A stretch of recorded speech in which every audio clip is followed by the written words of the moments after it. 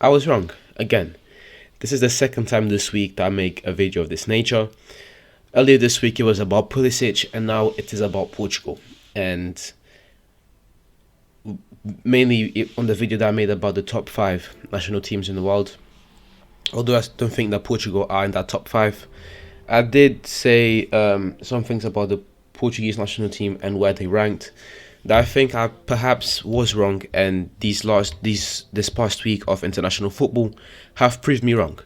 But that's just the nature of the content I make about football. Sometimes you get some things wrong, sometimes you get some things right, and something that I will always do in this channel is, if there is something that I get wrong, if there's a prediction that I've made and that is now not true, then I will address it and I'll come correct about it. So in this video I'll be going over how and why I was wrong about the Portuguese national team, what has happened this week that has changed my mind, and what was really about that prediction that was so wrong. But first, welcome back to the JVM Football channel, where you can find game analysis, football history, individual performances, top 10s, etc. If you are interested and would like more football content like this, please subscribe to the channel. Okay, so the top 5 teams that I picked in that video were France, England, Spain, Brazil, and Italy. Portugal were one of the few teams that were very close to being picked to the top 5, but I didn't pick them because 1, I didn't even think they were going to make the World Cup, and 2, I thought that this team, although they have the pieces around, I don't think that the coach will be able to translate that talent into the pitch, and even some of these players weren't performing in the national team as they were at the club level. But perhaps again this week a few things have changed, and I think that Portugal now have a best chance to go and do something special at the World Cup, and I'll be going over these things. Perhaps you could say that Portugal got lucky that they didn't have to play Italy, and so they'll be going straight to the World Cup, but that's not really Portugal's fault. They did their job against Turkey, and then against North Macedonia they did their job again. So that's really what's been going on for Portugal. It's just coming here, trying to qualify to the World Cup, getting the games that they have gotten, and just getting the job done. It's not their fault that Italy lost to North Macedonia. At least Portugal did not lose. They went and beat them. But yeah, again, it's still a feeling that you could, perhaps if Portugal did play Italy, that they would lose. But that's in the past, didn't happen. Portugal's in the World Cup now. Perfect. And one of the reasons why this has happened, and one of the reasons why I said that Portugal weren't going to be one of the top performing teams in this World Cup, was that the pieces in this team weren't performing as well together. But what we've seen in the last few games is that the pieces in the team are actually working together very well, and they're actually performing. And the 3 main players I want to highlight are Bruno, Jota, and Octavio. Jota and Octavio I won't speak too much on. Jota has been performing in the national team for a long time now, especially in the qualifying stages. He didn't do so well in the Euros, but I think that was because him and Ronaldo, they still haven't figured out their chemistry. They still haven't figured out quite well where each of them will play, because they can both play through the middle and on the left, and they both like to score goals. So that's something they need to work on. But Jota, nothing really to say there, because he's been impressive throughout the whole season for Liverpool. One of the top scorers in the Premier League this season. Octavio has been excellent for Porto. The other day I was looking at his assists on a video that I did for, it was like a state video for Porto, and I was looking at, just going over the top performance for Porto, and Octavio really impressed me.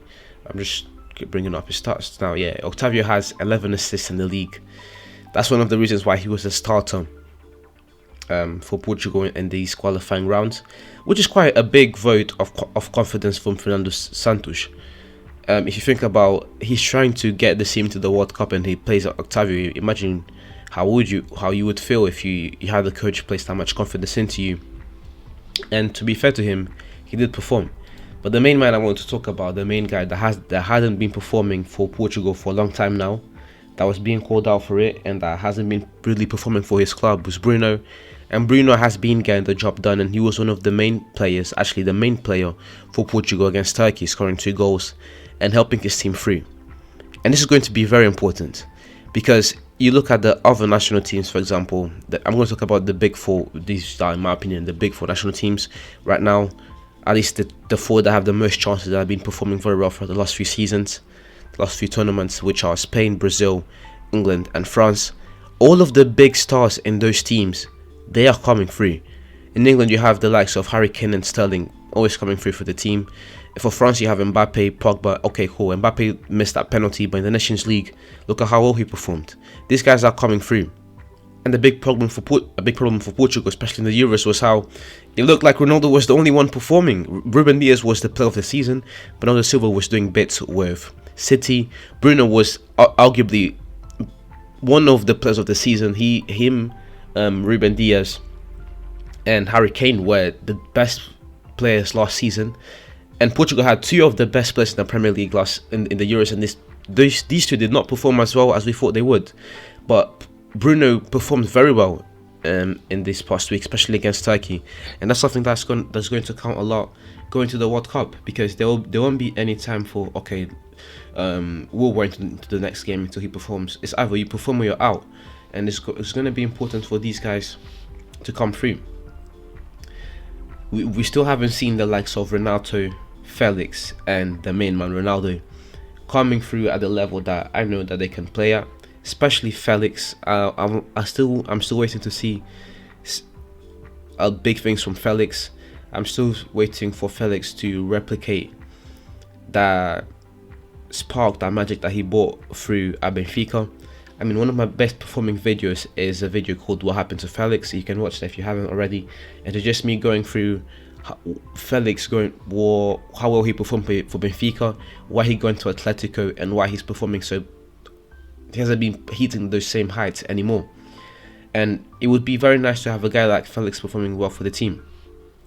And of course, if you're talking about Portugal, you also have to talk about Ronaldo, one of the best football players of all time, arguably the best football player of all time. If Ronaldo can, perform at that level that we all know that he can, I mean, even if those guys don't perform as well as they can, Ronaldo can carry this team. So hopefully he can come through too. What will it come down to? Well, for Portugal, I think it will come down to two main things. First of all, how well will Fernando Santos be able to handle the talent and tools that he has at his disposal? What I touched on earlier, will he capitalize on the talent on the team and take his team to the next step, or is he going to bottle it like he did in the Euros and the World Cup, where the team isn't performing as well and he doesn't have an answer for it, and Portugal just stay stuck? Hopefully that doesn't happen. And another thing is, how lucky will Portugal get with the placings? Looking at the Euros recently, for example, Portugal got very, very unlucky going up against both France and Germany. France, the World Cup winners, and Germany, one of the best national teams in the world. So if Portugal can get an easy draw in the World Cups and then get a somewhat reasonable draw in the round of 16, then there's no reason why they shouldn't be making it to the quarterfinals. But anyways, that's it, guys. Thank you very much for watching the video until the end. If you enjoyed the video, please leave a like and subscribe to the channel for more game analysis, football history, individual performances, top 10s, etc. This is the beginning of something special, and it would mean the world to me if you subscribed and helped me to grow this channel.